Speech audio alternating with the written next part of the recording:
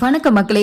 இந்திய அணியில ஏற்பட்டு இருக்க பிளவு தொடர்ந்து அணியை விட்டு வெளியேற போகும் சீனியர் வீரர்கள் அஸ்வினோட ஓய்வுக்கு இதுதான் காரணமா அப்படின்றத பத்தியெல்லாம் இந்த வீடியோல டீடைலா பார்க்கலாம். அதாவது 3வது டெஸ்ட் தொடர் டிரால முடிஞ்சதோ தன்னோட ஓய்வு முடிவை அறிவிச்சிருக்காரு அஸ்வின். இதுக்கு பின்னாடி இதுதான் காரணமா இருக்கோ அப்படின்னு யூகத்தின் அடிப்படையில நிறைய தகவல்லாம் வெளிவந்துச்சு. அது என்ன அப்படின்னா, அஸ்வின் கடந்த 14 வருஷமா இந்திய அணியில ஆடிட்டு வராரு.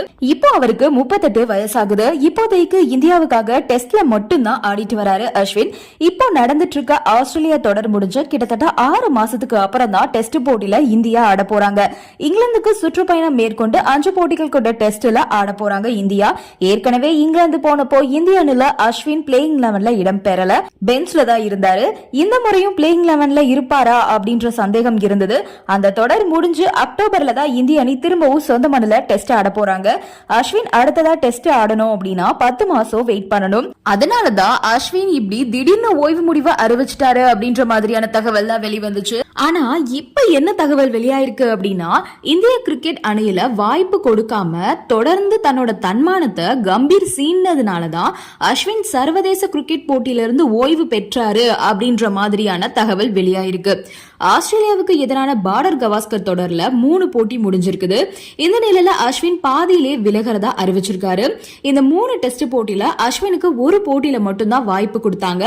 இதுல ஏற்பட்ட கோபத்தின் காரணமா தான் அஸ்வின் அணியை விட்டு வெளியே போயிருக்கலாம் அப்படின்ற மாதிரி ஒரு செய்தி வந்துச்சு. இந்த நிலையில இந்திய அணியில எடுக்கப்படுற முடிவுகள் பல பேருக்கு அதிருப்தியை தான் ஏற்படுத்தி இருக்கிறதா செய்திகள் வெளியாயிருக்கு. உதாரணத்துக்கு எடுத்துக்கிட்டோம் அப்படின்னா, அணியோட சீனியர் வீரரான ஜடேஜா முதல் 2 டெஸ்ட் போட்டியில விளையாடல. இதனால அவர் தன்னோட எதிர்ப்பை வெளிப்படையாவே தெரிவிச்சிருக்காரு. இதன் காரணமா தான் ஜடேஜா 3வது டெஸ்ட் போட்டியில சேர்க்கப்பட்டிருக்காருன்னு சொல்லப்படுது.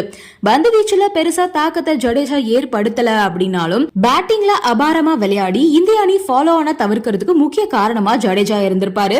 இதே மாதிரி தங்களுக்கு வேண்டிய வீரர்களுக்கு மட்டுமே அணியில தொடர்ந்து வாய்ப்பு கொடுக்கப்பட்டு இருக்கிறதா குற்றச்சாட்டு எழுந்திருக்கு. குறிப்பா பாத்தீங்கன்னா, இந்திய அணியில கில் வெளிநாட்டு தொடர்ல இதுவரைக்கும் எந்த ஒரு தாக்கத்தையும் பெருசா ஏற்படுத்தவே இல்ல. ஆனா அவருக்கு தொடர்ந்து வாய்ப்பு கொடுத்துட்டு இருக்காங்க. இதே மாதிரி டெஸ்ட் கிரிக்கெட்டுக்கு மட்டுமே சேர்க்கப்படுற சஃப்ராஸ் கான் போன்ற வீரர்களுக்கு வாய்ப்பு கொடுக்கறதே இல்ல. அதே மாதிரி கம்பீர், ரோஹித் சர்மா சேர்ந்து எடுக்கிற முடிவு விராட் கோலிக்கு உடன்பாடு இல்ல அப்படின்னும் தெரியுது. இதே மாதிரி பும்ரா கேப்டனா சிறப்பா செயல்பட்ட நிலையில அவரை தூக்கிட்டு இப்போ ரோஹித் வந்ததுக்கு அப்புறம் துணை கேப்டனா அவரை போட்டிருக்காங்க. இது அவருக்கும் தர்ம சங்கடத்தை ஏற்படுத்தி இருக்கிறதா தான் சொல்லப்படுது. இதன் மூலமா இந்திய அணியில பல குறைகளும் ஒற்றுமையின்மையும் இருக்கிறது தெளிவா தெரியுது. இதோட முதல் வெளிப்பாடுதான் அஸ்வினோட ஓய்வு அப்படின்னு கூறப்படுது. இதனால இனி அடுத்தடுத்த சீனியர் வீரர்கள் வெளியேற வாய்ப்பு இருக்கிறதாகவும் தெரியுது. நன்றி, வணக்கம்.